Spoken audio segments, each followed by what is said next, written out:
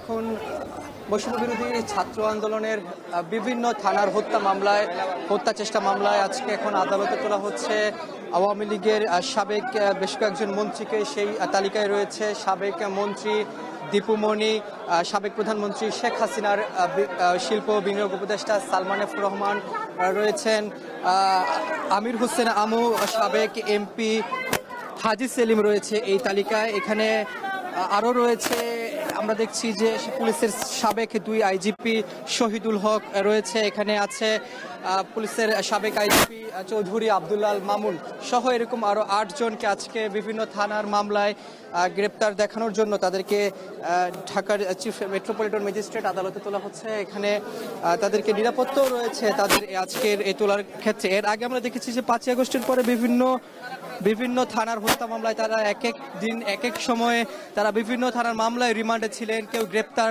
ছিলেন, তাদেরকে এর আগে তারা কারাগারেই ছিলেন, তাদেরকে কারাগার থেকে আজকে এখানে আদালতে আনা হয়েছে। এখন তাদেরকে ধীরে ধীরে আদালতে এজলাসে তোলা হচ্ছে। এবং এখানে আমরা দেখেছি যে মোহাম্মদপুর ছাড়াও যাত্রাবাড়ি থানার একাধিক মামলায় তাদেরকে আজকে আসলে গ্রেপ্তার দেখানোর জন্য এখানে আদালতে তোলা হচ্ছে। তবে রিমান্ড শুনানি হবে কিনা সেই বিষয়টি এখন পর্যন্ত আমরা জানতে পারিনি। তবে আদালতে তোলার পর সেখানে শুনানি কে করেন, এর আগেও আওয়ামী লীগের এই নেতাকর্মীদের বিরুদ্ধে তাদের আইনজীবীরা দাঁড়িয়েছিলেন। আজকে তার আইনজীবীরা দাঁড়ান কিনা সেই বিষয়টিও কিছুক্ষণের মধ্যে জানা যাবে।